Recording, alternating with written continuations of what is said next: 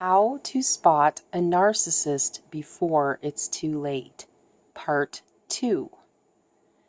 Now, my sole purpose for making these videos is to help keep good people from being swindled out of a quality life and help keep our divorce courts from being overwhelmed by liars and the innocent victims that linger in torment after being taken down by one of these social terrorists. I call them social terrorists because technically they destroy people's lives inside and out. So it extends out into society and it can destroy someone forever. Totally change your views on everything. In the first part of this series of videos, I went into some of the simple warning signs that you should be aware of before getting involved with a narcissist in any kind of relationship. This could mean a business relationship where a partnership is taking place or a merge of businesses. It could mean being in a love relationship romantically. It could mean being in a friendship. So this is important. Consider this. Narcissists are like the cancer of society. That is not my opinion. That's a fact, because they are like cancer cells and they spread like crazy. And until people start to get knowledge and understand how they operate, they're going to continue to be molds of them everywhere. So we have to somehow kind of stop this from happening. So these videos that I'm making are a simple way of getting the truth out there, getting knowledge into people's minds, and helping them to believe in themselves. Because again, the narcissist will make you lose all belief in everything, and that includes your spirituality and yourself. One way to spot a narcissist is to closely watch their activity on the internet and smartphone. You may notice that they have no games on their computers or apps for games on their phones.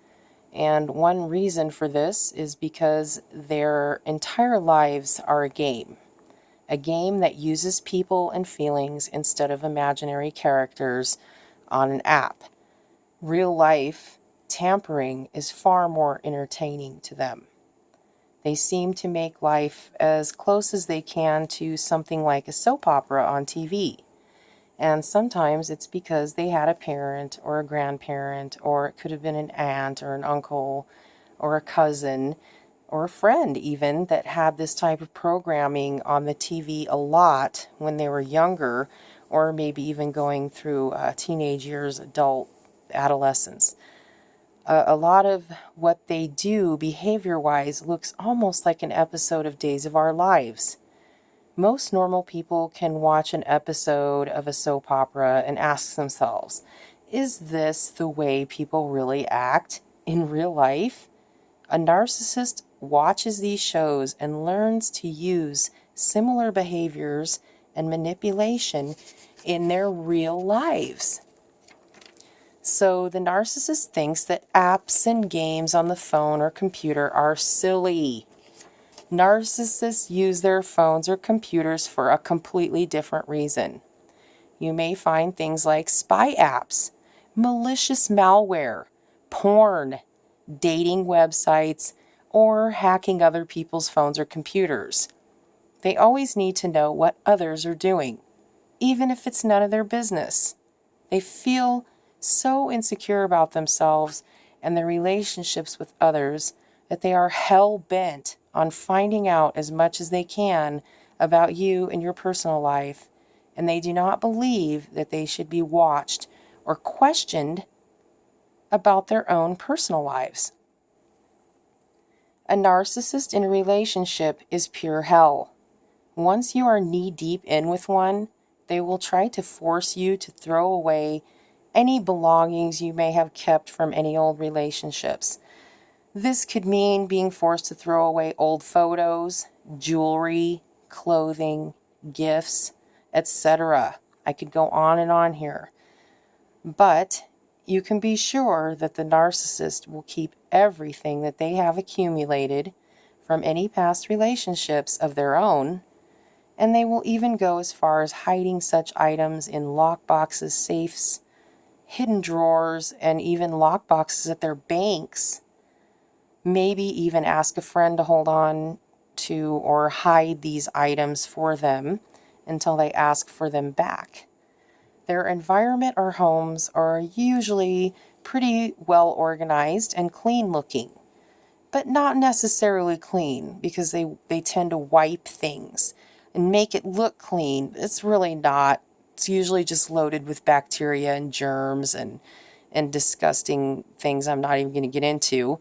But most people look at the home of a narcissist and they think that they are coming into contact with a complete, an organized person.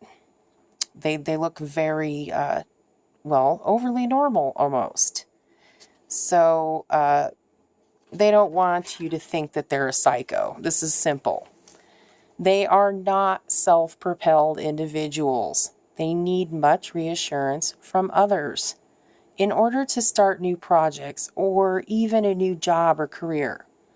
They constantly need to be coached or pushed into new horizons. They struggle at ordinary jobs because they get too involved in other employees' lives and often give too much information about themselves right off the bat.